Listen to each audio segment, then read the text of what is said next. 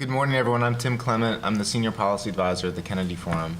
The Kennedy Forum is run by Patrick Kennedy, who is a former congressman who was the lead sponsor of the Mental Health Parity and Addiction Equity Act, which was signed into law back in 2008. It's been nearly a decade now. He left Congress in 2010. He didn't run for re-election.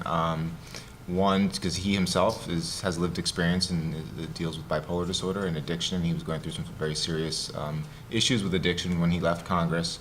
However, he has been sober now since February of 2011, contiguously for now over 6 years, which is the longest stretch of sobriety he's had in his adult life. So after he left Congress and he got sober, and received proper mental health treatment, he decided he wanted to start the Kennedy Forum and have a national advocacy organization, and parity is his #1 issue and it's our #1 issue. So I've been working with them since 2014. This has been my #1 issue. It's been almost my exclusive issue for the last almost 3 years. It's a complicated issue, and we're going to get into that. But anyway, that's a way of background on me. So why don't we start up here? I'm Jack Cameron. I'm from Pennsylvania, Western Pennsylvania. My husband and I work with Dan Miller from Pennsylvania on some legislation he's trying to develop around having young people screened for depression for the age of 14. It's because of the atmosphere kind of installed. Great. Yeah, I'm from Pennsylvania. I'm from the Philadelphia area myself. Okay. I'm Katie Fox. I'm from Vermont, and parity is completely new to me. So down here. You're in for a ride. I'm thinking so. I'm Ryan Preston from Oregon. Okay. Hi, I'm Amy Davis from Indiana. I'm Courtney Dallas from Cincinnati, Ohio. I'm Becca Pamperl from Missouri. I'm Ashley Foster. I'm the area director for Alabama, Mississippi for AMSP. Karen from Utah. I'm coming up on my 4-year sobriety, so I'm stoked. But yeah, we didn't expand Medicaid, so we definitely need parity. Beth Kazel from New York. Cindy Thomas from Nebraska. Pam Smith from Mississippi. Aloha, Kimberly Gallant from Honolulu. Ruby Gallegos from Idaho. Great. Well, thank you, everyone, for introducing yourself. I heard a number of states that we actually are working in right now, and a number of states we'd love to work in. Well, actually, we'd love to work in 50 states. We'd love to work in every single state. So let me walk you through the agenda, what we're going to do here. I think what we want to do, Tim, we want to have you go through the agenda, write your questions down, and then wait till the end to ask questions. Sure, yeah. Although if there's anything, I do want to point out that if you're totally confused about something, because this is a complicated issue, please do chime in when you are confused, because I wouldn't want you being lost, and then because it can get complicated. But so what we're going to do is we're going to talk about parity as just a basic concept. I think everyone probably has an idea of what the basic concept is. And then we're going to talk about parity laws. Obviously, you have the federal parity law that I mentioned that Patrick Kennedy was the sponsor of that. But you also have many relevant state laws. And it gets very complicated as to how they interplay and what the relationship is between state and federal law. And some of those laws are dating back to the 70s. Then I'm going to go through what parity enforcement looks like, what non-compliance looks like today, and what it used to look like, and why it's so complicated, and why it's been a decade, but we don't have full compliance, not because we have a lot of intentional bad actors out there, but because it is very complicated. And what are we doing in the states? What are we doing right now? What have we been doing? And what do we want to do? So that's what's on the agenda, and please write down any questions that you have. And again, as I said, if there's anything that's really, does not make sense to you, please just chime in and let me know, and I'll be happy to clarify. Okay, so what is parity? The general concept is that insurance coverage for mental health and addiction services should be the same as insurance coverage for other medical conditions. So what that means is same terms and conditions. So you don't have some different set of rules in place for mental health insurance coverage, and no more restrictive. That's the key thing. For really the entire modern history of healthcare in the United States of America, mental health insurance coverage has been brutally restrictive. And I'll get in more to examples of that. I mean, you still see some of these vestiges in state laws today. There are restrictions in place in state law that thankfully, due to the federal parity law, are no longer relevant, that you would just never see in place for treatment of cancer, or leukemia, or diabetes, or lupus, or MS, or anything like that. So the concept of parity is that we shouldn't have this separate and unequal set of insurance coverage rules and laws for people with mental health conditions. So that's the basic concept, generally speaking. And there's been a long history of laws, mostly at the state level, and then at the federal level, to try to address this separate and unequal insurance coverage that we've historically seen. So parity laws, let's talk a little bit about this. We've touched on this briefly. We have the federal parity law, and as I mentioned, you have the state laws. I'll talk more about that. What's very interesting to note is at the state level, there are often numerous sections of state law that are relevant to parity, some of which directly contradict one another, some of which complement others, and some of which you just can't make any sense of them at all. Maybe they forgot to delete certain sections, but they did delete others. Okay, the most important thing to understand about parity laws is they are insurance laws. Plain and simple. Nothing more, nothing less, an insurance law. Insurance laws are complicated by their nature. I think a wise man recently said nobody knew healthcare could be so complicated. But I think we do know that it is pretty complicated, and I got to tell you, parity might be the most complicated of all of them. I'm going to, if you see up on the screen there's a wall of words. That's actually a single sentence from the final regulation of the federal parity law. I'm gonna please don't read it. You might need treatment after having to read that. I'm gonna read it for you though. So, a group health plan or health insurance coverage may not impose a non-quantitative treatment limitation with respect to mental health or substance use disorder benefits in any classification unless, under the terms of the plan or health insurance coverage, as written in operation, any processes, strategies, evidentiary standards, or other factors used in applying the non-quantitative treatment limitation are to mental health or substance use disorder benefits in the classification are comparable to and are applied no more stringently than the processes, strategies, evidentiary standards, or other factors used in applying the limitation with respect to medical surgical benefits in the classification. So, You do the prescription Commercials. Yeah. I read all the fine print. Yeah, that's right. If anyone remembers the Micro Machines, those toys from the 80s, I could do that guy's voice. That's a single sentence. If anyone in this room has just seen this sentence for the first time and you understand what that means, I will recommend you for a MacArthur Genius Grant, because I got to tell you, I've read. It took me so many times of reading that, and I'll give you just a brief anecdote. Amanda Mowry and I, she's the policy advisor of the Kennedy Forum. She's also an expert on this issue. Just a few months ago, we were at a conference, and for some reason we had some dead time, and I don't know why we did it, but we were just sitting in a room by ourselves reading this sentence, and we thought to ourselves, does this mean really what, maybe this doesn't mean what we think it means. And this is two people that have read the sentence thousands of times, and after having read the sentence thousands of times, are still not exactly sure if it means what they really think it means. Now we finally settled on no, it does mean what we thought it means. But just to give you the download on this, I mean, this is actually probably the most important sentence within the whole rule, and I'll get into that later. But this is just so complicated, and right now the burden of trying to understand parity and trying to determine if your insurance plan has violated the law is largely falling on individuals and their family members, and that's just not fair. This is not something that the average person should be asked to understand or even think about. So that's going to be a big focus of when we get into the state work that we're doing. A lot of it is about making sure that people don't have to read this sentence, so that just people like me read this sentence and that state regulators read this sentence. But the takeaway is parity is incredibly complex. I think it might be one of the most complicated federal laws that exists.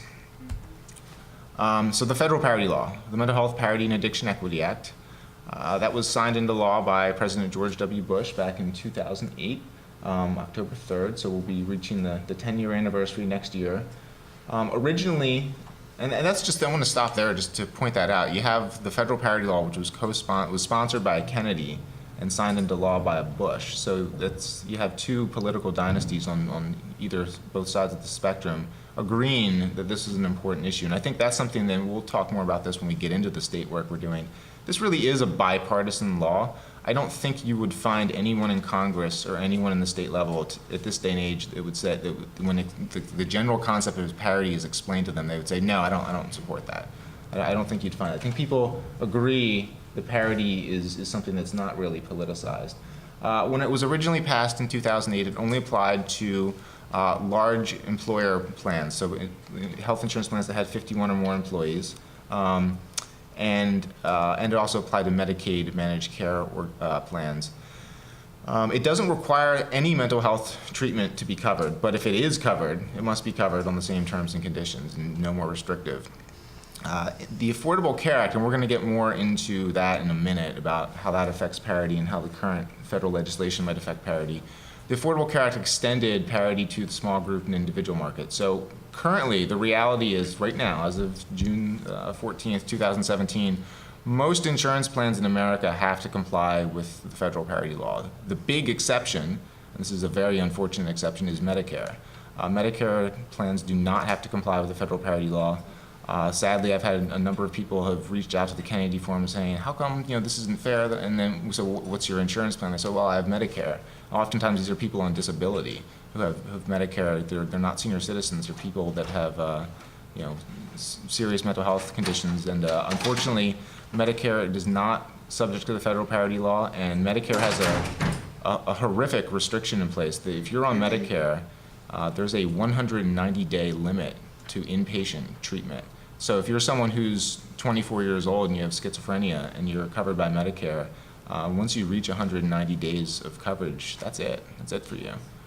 So that's a terrible thing that just I know we're focusing on the state level, but that's something just to keep in mind for your members of Congress, is that Medicare restriction has to go. I mean, it's just not, that's not right in the 21st century.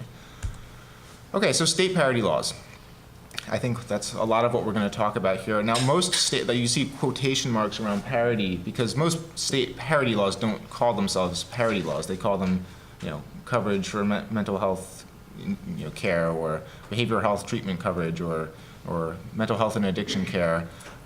Some of the laws do call themselves parity laws, but those are pretty rare. Most of these laws are labeled as something else, but they're generally about the spirit of parity.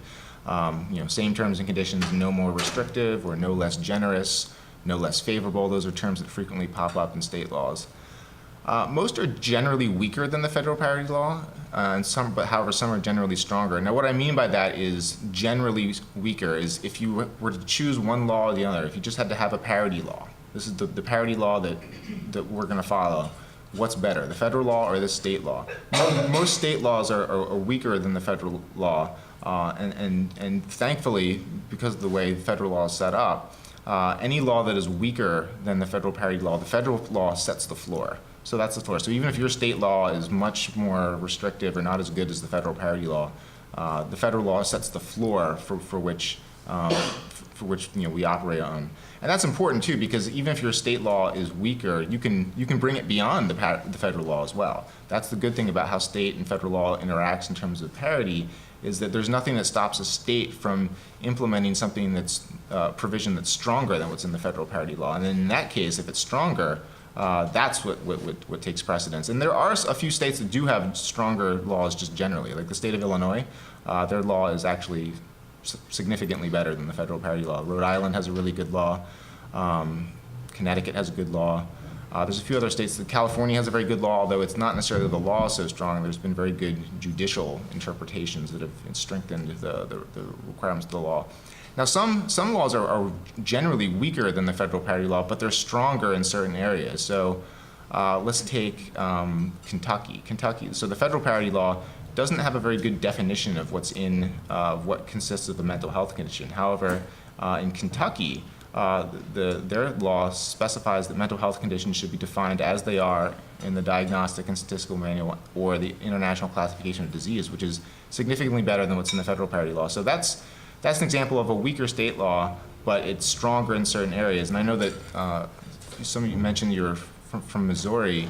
Missouri is a state that has a law that's generally weaker than the federal parity law, but they do have some very fantastic provisions in place for eating disorders that are certainly stronger than what's in the federal law. So federal's weaker, you said, for Missouri? No, federal's stronger, but there's a few. So when it comes to eating disorders, however, there's some really, really good provisions that actually just took effect this year. So that's what you'll find throughout the country. You'll find that some state laws are much, much weaker than what's in the federal law. I mean, a lot of state laws have restrictive limitations in place that are much worse than what's in the federal law. The good news is, right now, as of today, June 14, 2017, most plans have to comply with the federal parity laws. The weaker laws are much less relevant right now. I think if you talked to me in the end of October, I would have said, oh, yeah, this weaker state laws are not that important. A few weeks later, I think I realized that things might be a little different. So that brings us to our next point. What about the AHCA, or whatever they call what the Senate is crafting? No matter what, no matter what happens, the federal parity law will still apply to large group health plans and most Medicaid enrollees, and most non-federal governmental employee plans. That's set in stone. That's just simply because the federal parity law was signed. It was in 2008. It was not part of the Affordable Care Act. So there's nothing that can be done unless for some reason the Senate wanted to repeal that law, which they do not. So that's certainly for sure. It will still apply to large group plans and Medicaid plans and non-federal governmental plans. It will very likely still apply to individual plans. The Affordable Care Act did extend the federal parity law to individual plans. It did so by directly amending the federal parity law. I've not seen any attempt by any bill that I've seen in Congress, even the bills that are not part of the major Republican effort to repeal the Affordable Care Act. I've not seen a single bill that has tried to repeal the individual extension. So I'm 99.9% certain we're not going to see that taken away. However, it is possible that the law will not apply to small group plans anymore. And that's something that's the reason for that is that the application of parity in the small employer health insurance market was added by the regulations issued by HHS for the Affordable Care Act. So you had the version of the AHCA that passed through the House. It has the provision that states can opt for a waiver to be exempted from certain essential health benefits. So if you're a state and you get a waiver to be exempted from mental health and addiction treatment as an essential health benefit, then the federal parity law would no longer apply in that state in terms of the small group market. So that's something that's a very real possibility. If the AHC is crafted were to be signed into law, which that's not going to happen, but if that were, you would have a number of states that could be in danger of losing parity in the small group market. Okay, so let's go into a little bit what's actually in the law. So I mentioned, when it comes to defining mental health conditions and substance use disorders, the federal parity law is a little weaselly in terms of how it defines this. It says, insurers must define mental health conditions and substance use disorders in a way that is consistent with generally recognized independent standards of current medical practice. And the DSM and the ICD are mentioned, but it doesn't have any specific definition. So that does allow insurers the latitude to say, define it the way they want to. Now, they have to use a consistent way of defining it. They can't use one set of definitions for one condition and another set for another.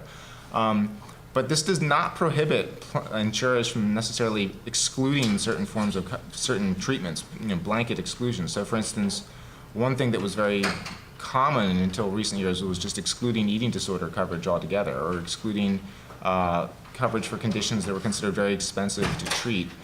That's where we really need state law to come in, and that's one part of our state legislative efforts that we've been working on, is making sure that we have definitions in state law, because that's the thing. It does defer. It says defined in a way that's consistent with general standards of care, or as defined in state law. As I said, in Kentucky, that's a great thing because state law in Kentucky has a good definition. However, in the state of Pennsylvania, the definition is just a list of 8 or 9 serious mental health conditions like schizophrenia, bipolar disorder, major depressive disorder. So that's one of the efforts of our state law, is to really beef up our state legislations, to beef up the definition section. So here's something that now we're getting a little bit into the weeds here, and I don't worry about understanding all the ins and outs of this. Just know that we're going through the general framework of what the federal parity law puts in place. You have these things called classifications of benefits, and you have your 6 different classifications of benefits. You have inpatient in-network, inpatient out-of-network, outpatient in-network, outpatient out-of-network, prescription drugs, and emergency care. every type of service, treatment, item, medication has to fall into one of those 6 classifications. And this is where the parity analysis takes place. When you're trying to determine if the health plan is doing things the same way for mental health care as they are for medical care, you have to do it classification by classification. So how an insurer is doing things for inpatient hospitalization is not relevant. You don't do that comparison to how they're doing things for outpatient psychotherapy. It's within the classification. So this is getting a little into the weeds, but it's important to know that this is the framework that the law sets up, and all analyses have to take place within these 6 classifications. And one thing insurers used to do, which thankfully I think they've mostly stopped, is before the final regulations for this law were issued, they would say certain services like partial hospitalization or residential treatment, they would say, well, that doesn't fall into any of these 6 classifications, so we don't have to be at parity. And thankfully, the federal government let that happen for about 3 years. Finally, they stepped in and said, no, everything has to be within one of these 6 classifications. And that's been a war that advocates fought for many years. I think we finally did win that war. That's pretty much been settled. Okay, so now we're getting even, oh yeah, go ahead. So what year was it that they enforced the hospitalization? So they originally did it in 2010 is when they issued the interim final regulations that set out those classifications. But they didn't issue an ironclad set of language saying that it has to be within those classifications. So from 2010 until November of 2013, so I think summer of 2010 to November of 2013, over 3 years, insurers were routinely saying, oh yeah, that's not in one of those 6 classifications, so we don't have to be at parity. Finally, in 2013, the federal agencies made a very firm ruling saying that was not permissible. So now here we get we're getting into more complicated terminology, quantitative treatment limitations and financial requirements. So what are those? Well, quantitative treatment limitations are numerical limitations on care. So a lot of state laws to this day still have things in place where there's, say, a 30-day limit to inpatient treatment per year, or a 20-visit outpatient. I think someone mentioned Mississippi and Alabama. Both of those states have those numerical limits in place, and they're very low. The kind of caps you would never see on any kind of other medical care. Annual and lifetime dollar limits. So that's another thing that's in play here with the AHCA. Right now, because of the Affordable Care Act, most health plans cannot put annual or lifetime dollar limits on any sort of services that are essential health benefits. If you see states opting out of those essential health benefits, there is a possibility you could see annual and lifetime dollar limits come back for mental health care. However, thankfully, the federal parity law does address that, and it would be very hard for insurers to actually re-implement those to mental health care and addiction care. However, there are state laws that have just horrific dollar. I think in the state of, I think it's Ohio actually. I think there's a $500 annual limit on addiction treatment, which is, I mean. In Ohio, and when I was put into our local psych ward, my insurance only covered 3 weeks of my stay, and then my parents had to pay out of pocket. Yeah, and that's what's happening throughout this country still. And I'll get more into that. Well, I'll get into that right now, actually. I mean, that's something that, I'll get into the next slide, because that's where the next slide is where we're really getting killed right now, and sadly, literally in some cases. And then just financial requirements, those are things like co-pays, co-insurance, deductibles. The good news is that insurers have done a good job in largely coming into compliance with these sections of the law, because it's pretty simple, it's numbers.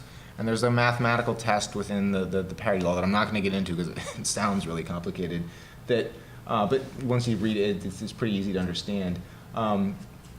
These things were very different for mental health care before 2008. Now, largely, they're not. There are still some problems. Some of the smaller insurers out there, some of the regional health insurers, are not quite as good as this. But the major insurance companies, Aetna, Anthem, Cigna, Humana, United, they've all done a good job of making sure that they're airtight on this stuff. Okay, so what's the problem? And I'll get more into it in a minute, but non-quantitative treatment limitations. That's a very confusing sounding term, but what it means is any way a plan can limit your insurance coverage in a way that can't be counted with numbers. So one of the things you see, what you might have dealt with, is they do things like, things called medical necessity reviews. After a certain amount of time, you're receiving treatment, they'll then do a review to see, is this care still medically necessary? That's a non-quantitative treatment limitation. It's not something you can count with a number, but it definitely limits care. Prior authorization, that's something that oftentimes insurance plans use. And fail first requirements, that means like you have to do this, you have to do outpatient psychotherapy. Right. And what does that mean? What does failure mean for out? Does it mean suicide? Does that mean an overdose? What if you die first? Right. Now, I want to be clear though, these things by themselves are not illegal. It's just that if insurance plans are using these non-quantitative treatment limitations for mental health care, they can't use these if they're not using them for other medical care. Now, they do use these for other medical care, and we're going to get into the what non-compliance looks like. But this is where it's all about. And our state-based legislation is largely focused on making sure we smoke out the insurers and get more transparency when it comes to these things, because this is incredibly non-transparent to date. And it's incredibly, to be fair to the insurance industry, it's not like they sit in some smoke-filled back room and they say, all right, guys, how can we set up prior authorization requirements that violate the federal parity law? How are we gonna deny care today? They don't do that. It's very complicated, but here's the thing, it's 2017. This law went into effect in 2008. Final rules came out in 2013. You gotta comply with it. Like, it's a law, you have to obey it. So they're working to get there, but they're still not there yet. All right, so let's talk about enforcement and what non-compliance really looks like. Okay, so this contributes to the mess. So which agencies are responsible for enforcement? Well, you got your federal agencies, Department of Health and Human Services, Center for Medicare and Medicaid Services, Department of Labor, Department of Treasury. The IRS somehow has something to do with this. If you want to ask me how they all play in enforcement, I mean, that's probably at least a 45-minute discussion. And then you have your state agencies, and this is what we're mostly focused on. You got your state insurance departments and your state Medicaid office. State insurance departments, that is the key. I mean, I think that for all of you in your states, working with the state insurance department or getting legislation that makes the state insurance department do their job, that is going to be the key, because they are the keepers of the guard for parity, for individual health insurance, small group health insurance, and some large employer health insurance plans. But they regulate probably about 20% of the insurance market. That's not a huge slice, but it is a slice, and it's something that you can influence in your state. That's really the key, is getting the insurance department. In some states like Pennsylvania, they're doing a fantastic job right now. I'm working directly with them. They're really doing a great job. They don't need our legislation. We have legislation out in Pennsylvania right now, but actually right now it's not needed because the insurance department is doing such a great job. But most states, I can't say that. Most states, the insurance department is either not doing a great job or they're not doing a job when it comes to parity. Like Ohio, the Ohio Department of Insurance, there was an article that was in the, I think, some Dayton-based newspaper that was about parity, and the Ohio Department of Insurance was quoted in there. They basically said, well, we don't get a lot of people complaining about parity, so we don't have a problem. And that's like, well, like, you're willfully in denial if that's your stance, because first of all, there was a survey that came out a few years ago that showed that only 4% of the public even knew about this issue. So of course you're not getting complained. If no one knows about it, they're not going to call you and complain. And secondly, most people, like if you were in inpatient treatment and then the insurance company after 3 weeks says we're not going to cover this anymore, I mean, the average person is going to think, well, parity violation, of course. No, they're just not thinking. They're thinking I'm not getting care. And then even if there's no way you can know if that's a parity, and we'll get into this more in a minute. You can't know if that's a parity violation until you have certain data from the insurer that shows how they design their medical management practices, and that's something we just don't have. So anyway, that was a bit of a sidebar tangent, but most departments of insurance are just not doing their due diligence. And in some states, it's because the insurance department is viewed as a regulator to help make sure the insurance companies are able to be vibrant and make money. And then in a few states, the insurance departments are there to protect consumers. Yeah. State of Mississippi, they are not. I lost my son 2 years ago, and I was trying to get him help prior to that, and I would take him to behavioral, and he was on suicide watch 24/7. Mm-hmm. But 4 days later, he was okay, and I had to go get him. And I'm like, I don't understand that, but I know now that it was the insurance stopped covering it in Flores. Mm-hmm. And they need to change that to where these places are not, they're allowed to keep these folks until they know that they're Yeah. okay. Yeah, that's so. I have good news for you in Mississippi. Thankfully, one of my colleagues from the American Psychiatric Association, who's really sharp on this, he and I work very closely with helping states implement parity. He went down to Mississippi about a month ago, and their insurance department, they got and I'll talk a little bit more about this later, but they got grant money from the federal government to implement parity, and they're all about it. And they got some pretty sharp people in that department. So I think things are going to change there. I mean, I was very encouraged about what I heard there. But that's right. I mean, that's the story we're seeing now, is that medical professionals are saying, you need continued treatment, and then insurance companies are saying, no, it's not medically necessary. And that by itself, let me point out, that is not a violation by itself. It's just that, how are you doing that for cancer?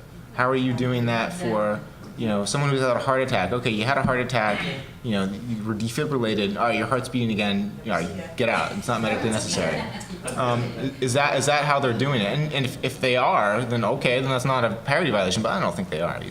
I have a question. If you're under a big company like Humana or Aetna or something, is it really that different state by state? It really is. Like, it totally depends on Yes. state. Well, it depends on. For the same company, and you just move to another state, it really changes that. It depends on. So if this is where this could turn into a 45-minute discussion about who's responsible for enforcement.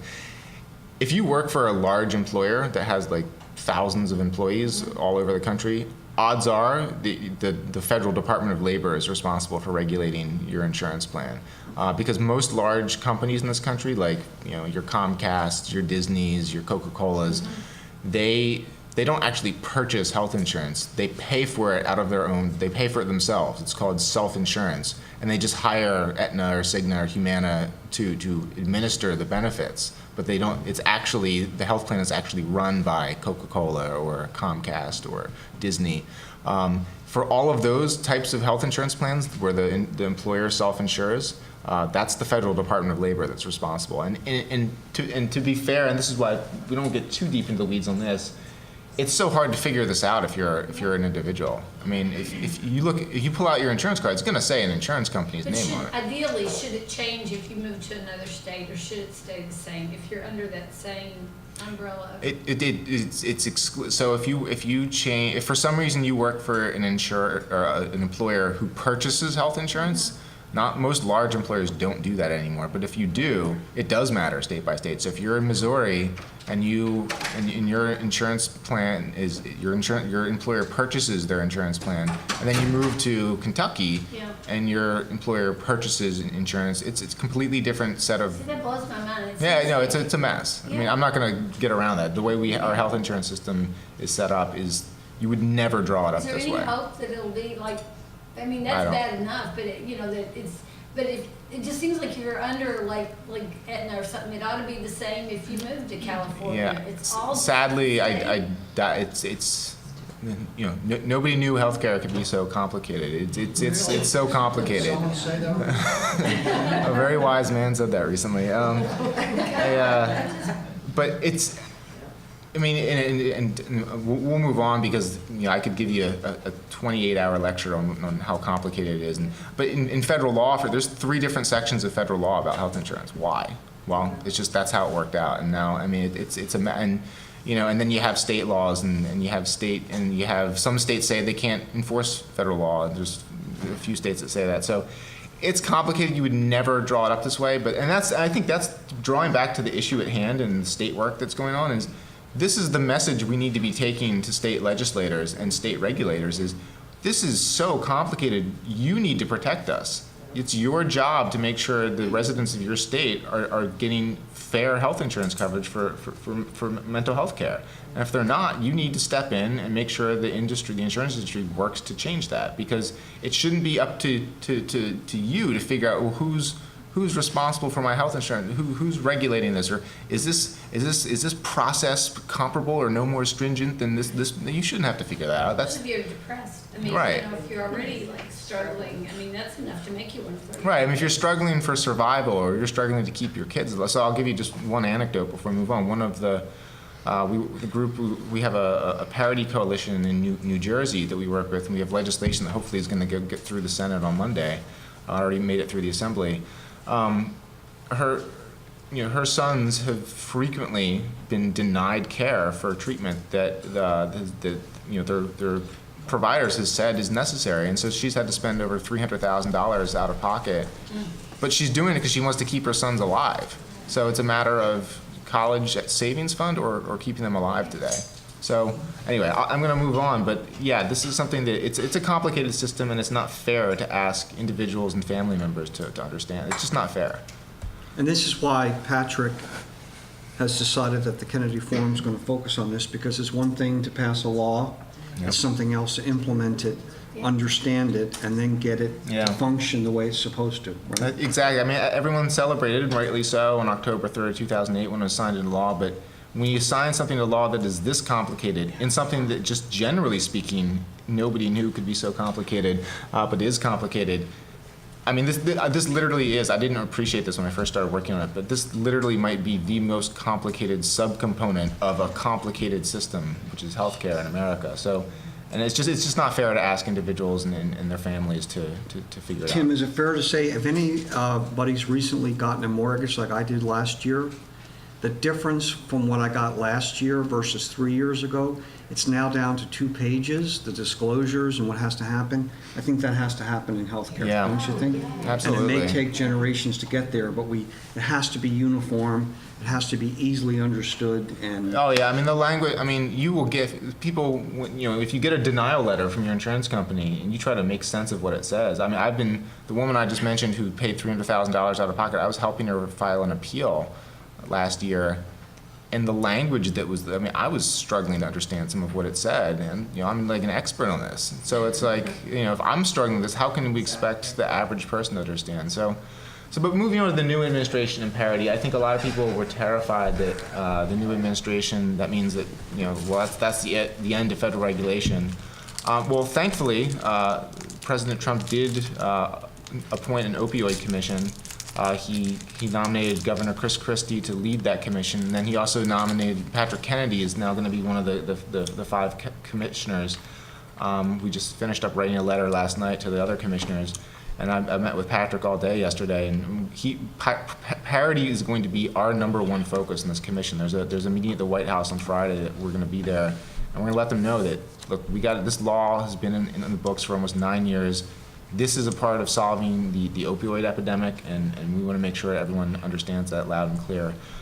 So that's the good, they're not dropping the ball on the fact that they recognize at least the opioid commission is necessary because the overdose epidemic in this country. That's another thing we're going to do as part of that commission, is make sure they understand that you can't treat addiction without treating mental health as well. I mean, and that's unfortunate, and I don't mean to politicize this, it's just, I think sometimes Republicans bifurcate mental health treatment and addiction treatment, but it's one mind, so it should be just, that they're together. So that's a big emphasis we're going to make. And the good news is I know a lot of people within the federal agencies, within the Department of Labor, they're the main federal agency, their work has gone on uninterrupted. They're doing, unfortunately they don't have the resources they need to do their job, but they're still doing their jobs. So that's something that hasn't changed with the new administration. And like I said, Parity itself is bipartisan. You don't, the Department of Labor, when Alexander Acosta was nominated and confirmed, he didn't go into the office of the people that are enforcing Parity and say, don't enforce that law that everyone agrees is a good thing. So the work is still going on. However, future budget cuts could play a role. They don't have enough resources right now in the federal government to properly implement and enforce this law. So any cuts could potentially curtail that. But the good news is that there was a law signed in December last year called the 21st Century Cures Act. And in the Cures Act, there are specific provisions requiring the federal government to do things related to Parity this year, including convening a stakeholder meeting to create an action plan for enforcement at the state level and the federal level. They did miss their deadline on how that meeting was supposed to happen by yesterday. They did miss their deadline on that, but I've been talking to them in the agencies. That meeting is coming soon.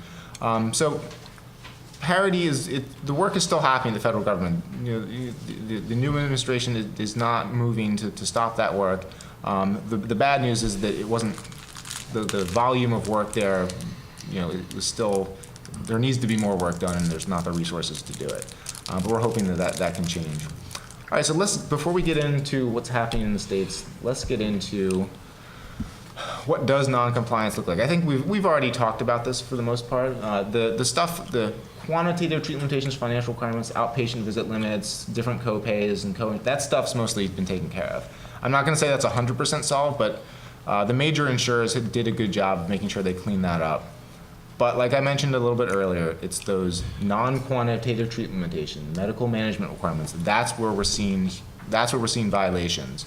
So frequent and burdensome prior authorization requirements. So you get admitted to an inpatient facility, you need to have prior authorization to demonstrate that you should be there. And then every 2 days they ask you for more prior authorization. They ask your provider to provide this paperwork and that paperwork and this attestation and that attestation. Now, is that illegal by itself? I don't know, but do they do that on the medical side? And that's where we need the examination, because if you're not doing it the same way on the medical side, if you're not doing prior authorization, or if you do a prior authorization but it's a rubber stamp, that's not comparable to how you're doing it on the behavioral health side. So that's where we're seeing the problem with these medical management practices, determining that the insurance company, they kick someone out of care after 4 days because they said it wasn't medically necessary. Are they doing that in a way that is more restrictive than how they're doing it for medical care? And every time there's been an investigation of adequate rigor, like by the state of California or the New York Attorney General's office, those are the two entities that have done the most investigations, they found just gross violations across the board. So the Ohio Department of Insurance, they said, well, we don't think we have a problem. It's like, are insurers in Ohio fundamentally different than insurers in New York and California? Probably not. I doubt it. I think that, so whenever you've seen investigations done, and when the Department of Labor has conducted investigations, we've seen huge problems with these things here. And even the insurance industry will admit, yeah, we're struggling to come into compliance, but we're giving it our best shot. And the point that we want to make at the state level is like, all right, well, let's expedite that process. Let's make sure that they do these things in a way that is similar to how they do it for other medical care. And that's what we don't think is taking place right now. All right, so what are we doing in the states? What does our state work look like? Well, we have model legislation. That is something that we worked on last year in conjunction with AFSP, NAMI, MHA, American Society of Addiction Medicine, American Psychiatric Association, National Council for Behavioral Health, Bipolar and Depression Support Alliance. We worked with a lot of national partners to get this legislation put together, and now we've been working with our partners like AFSP and John, and really looking forward to working with you guys at the state level, coming up for the rest of this year and especially next year. But what our legislation does is it fills in gaps, like that definition thing that I mentioned earlier, how the federal law right now is a little weaselly in terms of how it defines mental illness and addiction. And some state laws are great, and they do a good job, like Kentucky, but most state laws have either definitions that only require coverage for certain conditions, or they have, coverage for most conditions except, like that's one thing, for instance, in Missouri, the mental health insurance coverage law covers everything in the DSM and the ICD except substance use disorders. That's a pretty big exception. And they do have a separate section of state law about substance use disorders, but it has very restrictive limitations in place. So that's part of our model legislation, is we're filling in gaps. And then also building on the federal parity law. For instance, in our bill in New Jersey, we require that when insurers are doing those medical necessity reviews for addiction care, that they use the criteria of the American Society of Addiction Medicine and no other criteria, which is something that we think is a best practice. And what we do in the states is, what's going to fly in New Jersey is not going to fly in Montana. And Montana is one of the states we worked with, and we showed them our model bill, and the first thing they said was, well, this isn't going to work. And I said, no. We're not, we would never suggest that you implement, that you try to take our model bill and just word for word put it into state legislation. No. Find what works for you. And also, I'm happy to work with people. If there's something that you say, well, we'd also like to do this, but I don't see it in the model bill. It's possible I have something, I have a file with hundreds of provisions that I didn't put in the model bill because it's like, well, that's a little out there, or I don't know how many people really care about that. I'm not going to put that in the model bill, but we'll have them. So just, if we're working in any state, we can tailor this to your state's needs, and keep in mind that we understand that, what works in some states is absolutely not going to, like what works in New York is not going to work in Mississippi or Alabama. So Tim, would it be fair to, this is a basic framework, Exactly. and then you can build on it depending on Right. what the needs are in a particular state? You can build on it and you can throw some of it out. I mean, there's one section that we had our friends at Community Catalyst put together a fabulous section of the bill that's about consumer and provider education programs that state insurance departments should do and other state agencies. That costs a lot of money, though. So that's something that most advocates in the states have said we're just not comfortable putting that in, and say that's fine. But for anyone who does, like in Tennessee, they had a budget surplus. They always have a budget surplus now because Tennessee's doing so well in Nashville. They actually did introduce it just because, but this isn't going to scare off our legislators because we have the money to spend. So that's the point. We can be very flexible. So why do they have so much more money? Tennessee, they're just doing really well there in Tennessee financially. The state is doing great. Taxes or just? Yeah, they're just pulling in revenue. I mean, spending more and. So our friend Sita Deal, who works for the National Alliance of Mental Illness, who is their national state advocacy coordinator. She's retiring. She lives in Nashville, though. When I went down there, and Tennessee is our great success story as well, and I'll talk about that in a minute. So that's where you should move if you hadn't been on the list? Yeah, well, yeah, maybe. It's sort of. That's what she said is that the state bird of the state bird for Tennessee and Nashville is the crane because of all the new construction that's taking place there, and so their Nashville's booming. That's why they have budget surpluses. So the key provisions of the bill, number one, this is the thing that I would recommend for any state we work in, you gotta have the transparency. We gotta know how these insurers are designing some of those complicated non-quantitative treatment limitations. How are you designing it and how are you applying it when people are actually, so when someone is getting a medical necessity review, you've been in the inpatient facility for 4 days, now your insurer says, okay, is this care still medically necessary? The way they check that, are they doing it the same way that they would if you just had a heart attack and it's 4 days later? Are they doing it with the same stringency? Yeah. I don't know. How can we answer that question without seeing data from the insurers? So our bill has very specific requirements that would require insurers to submit that information in a way that would make it possible for the regulators, the state insurance departments, not consumers, not advocates, not family members, regulators, who would give them the ability to determine if it's compliant or not. We need to have that. We need to have that if we're going to get full implementation of this law. And that plays right into the second part. We need the regulators to do their jobs. Right. If you're the insurance department, you can't say, no, we don't have a problem, we're not going to look into it. I mean, that's what they're saying in Ohio. That's why we're ready with legislation in Ohio to say, well, I'm sorry, if you don't think you have a problem, we know there's a problem, and we need you to do your job. That's not ideal. It's never a great idea to tell a regulator, no, you have to do this. But sometimes that's the last. I mean, that's what they had to do in Connecticut. In Connecticut, the insurance department hadn't done a great job on parity. Then Connecticut started putting a lot of emphasis on mental health in their legislature. That's disturbing to hear, Tim, because we view John Kasich as being more open to I think Kasich is open. Mental health services, but the bureaucracy is so entrenched. I think that the technocrats and I don't mean to pick on them. They're not bad people or anything. It's just that the outgoing insurance commissioner in Ohio, Mary Taylor, I believe is her name. She just went public with how her sons have been battling addiction, and she was the insurance commissioner, and maybe your sons would have. I don't want but that's willful denial in my opinion. So that's what our legislation does.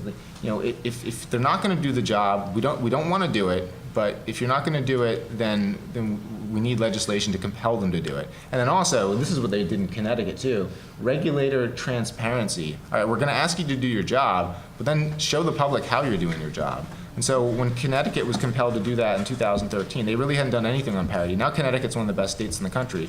Why? Because they had to file a report. And they didn't want to file a report saying, well, we're not really doing anything because we don't care. They're like, well, we better start doing something so we have a good report to file. And so that kind of accountability and that kind of transparency is I think, needed.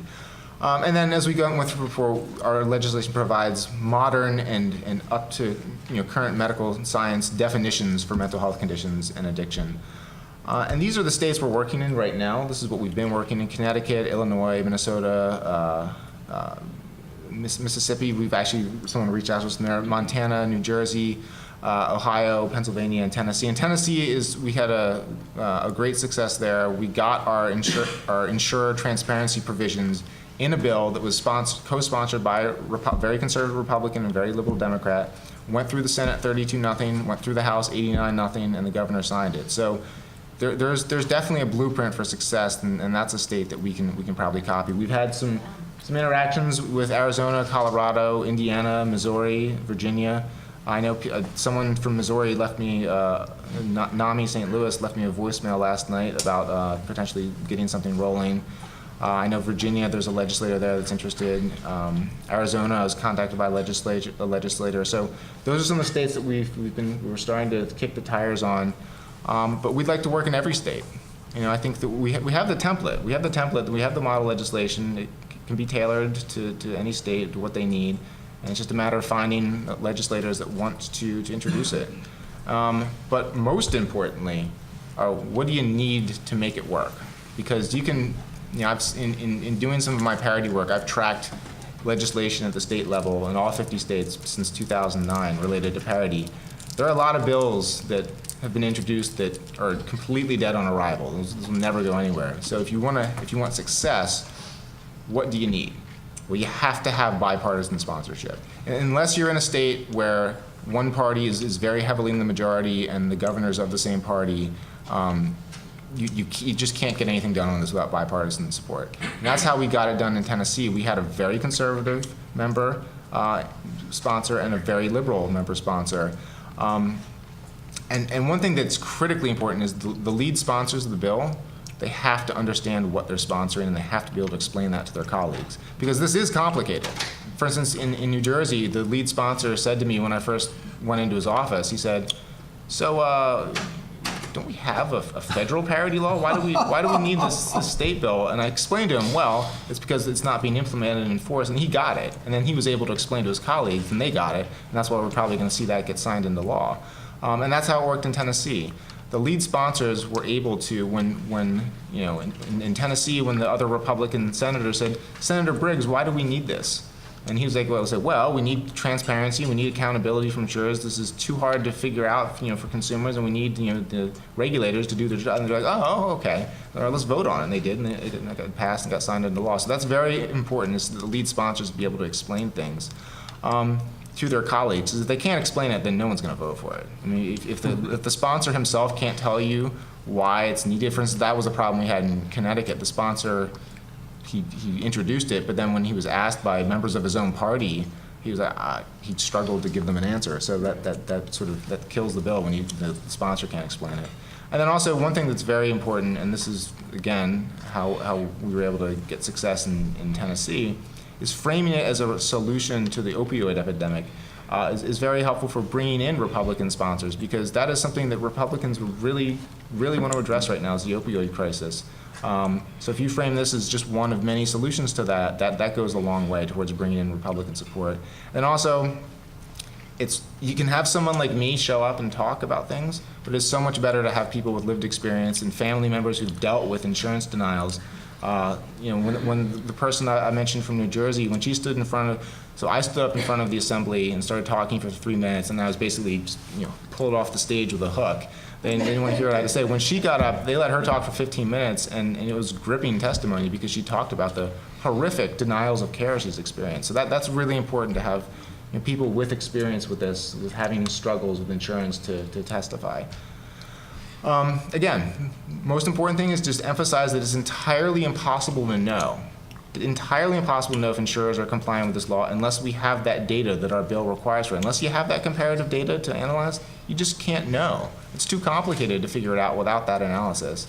And then also, I might suggest that you take a look at this PowerPoint and go back and look at the second or third slide that had that 700-word sentence. Ask a legislator to read that and understand it. And they won't be able to understand it because no one can understand that reading it the first time and say, is it fair that I have to figure this out? Or maybe should the state insurance department try to figure this out? That has an impact because it is confusing. I mean, you show how confusing it is. Like, that's why we need legislation, is to help figure this out. And then also, the last point is certainly use horror stories about denials of treatment in testimony. That works. But then also give an example of what happens when treatment, you do get coverage, or you paid for it out of pocket. And like, so the woman who shelled out $300,000 in New Jersey, her one son is thriving now because he got the needed treatment. But she pays for insurance. She has health insurance. Why did she have to spend $300,000? And that's the thing. I mean, it worked. The doctor said it was medically necessary. She said, I think it is. I'm going to pay for it, even though the insurer won't. And he got better. So that story like that's very powerful as well. So I know we're running out of time here. So here are the. If you download the PowerPoint, the top link is a link to our legislation itself, and then also the state parity reports. That is our 50-state analysis of what's been happening in every state. Yes. So I have a few questions. First, I just want to make sure I heard you right. I wrote down that parity for the states that Medicare doesn't have to comply, but it's Medicaid, right? I just want to make sure. So Medicare does not have to comply at all. Most Medicaid plans do have to comply. Can you quickly explain why somebody who's 24 is on Medicare versus Medicaid? Sure. So if you're a person under the age of 65 and you're disabled, so a condition like schizophrenia might qualify someone for disability, you're then covered by Medicare and Medicaid too. That population is called dual eligible. Right. But many of those people get their health insurance coverage primarily through Medicare. So that's a huge obstacle. I'm sorry. It said the model legislation, where it says it provides modern definitions for mental health conditions. Does that still leave the door open for a treatment to be determined as medically unnecessary? It does. So an insurer could still say, okay, well, we're covering this treatment for bipolar, but we're only going to cover this treatment and not anything else. Well, even though they're defining what bipolar is. If in determining, so the modern definition means they can't exclude coverage for bipolar. You can't just say, well, we don't cover bipolar disorder. No, you can't do that. You have to cover everything that's in the Diagnostic and Statistical Manual. What they could do, they could say, no, we're not going to cover that treatment, or we're not going to cover any treatment except this treatment. Okay, but the way they determine which treatments they're covering and which they're not, that would be considered a non-quantitative treatment limitation. And if they're doing that differently than how they determine treatment coverage for medical conditions, then that would probably be in violation of the federal law. I've been on the same anti-anxiety medication since I was 15, and I'm in my 30s now. When I switched to United Healthcare, they decided they just wanted to pay for half the prescription that my doctor has given me for years. Right. And luckily it's a generic medication now, so I'll just pay for the rest. But like, how does that work? I mean, if I had diabetes or another chronic illness, Sure. they would never be like, she's just gonna get half of this. So they just said they're just only covering half the. Yeah, they're like, she only needs 20 milligrams. But I have OCD stuff, so that's why I'm on a higher dosage. So they're saying 20 milligrams is all that's medically necessary. Yes. So how are they making how do they make that determination? I don't know. Yeah, I mean, that does seem arbitrary. So how are they doing that for prescription drugs for diabetes or hypertension? How are they making those determinations of what's medically necessary or not? And they'd have to. That's why we need that data, because we have to know how are you coming to that determination of what's medically necessary for mental health care versus how you're doing it for medical care. And if that's not comparable, or it's more stringently applied, that sounds more stringent to me, then that would be a violation of the law. Is it to save money, or I mean, like I said, it's a generic, so, I mean, I don't know. I've never had this issue, so. But I mean, is it because it's saving them half as much money, or are they just changing your dosage? And, you know what They're I'm just saying that 20 milligrams is all I need, even though the doctor says 40. And that's what they're paying for, so I pay the other half. wondering. So guys, one more question. Well, I have a question that kind of echoes a little bit of what you're saying. How do we protect ourselves in that instance when we're not insurance savvy, and we're not, I mean, we don't know, the complexities of all of this? I mean, how do we protect ourselves? And I mean, do we have to hire a lawyer that's that's well versed in insurance discrepancies and things like that? I No. mean, how do we do that? Unfortunately, that's the big problem. We don't have the protections. I mean, what should happen is that whoever the regulatory agency responsible for enforcing the law for your health plan, they should protect you. And you should complain to them and say, this isn't right, do something to help me. A lot of these agencies just aren't doing their jobs, though. And sadly, oftentimes you do have to get a lawyer and pursue it on your own. So Tim, would you mind giving people your email address? And Sure. Again, Are you sure? Yeah. Give us a fake one. So it's Tim at thekennedyforum.org. that's easy. Tim at thekennedyforum.org. We'll put this, both the PowerPoint and the video is going to go on the website. And then clearly, Tim and I have been talking, if he goes back, can you go back to the states that are, so we have state capital days in most of those states, and/or will have them in like Virginia next year. And even if you're not on that list, we did 32 states this year. So our office is going to work very closely with Tim over the summer into the fall. Yeah, I want to see legislation introduced in every state.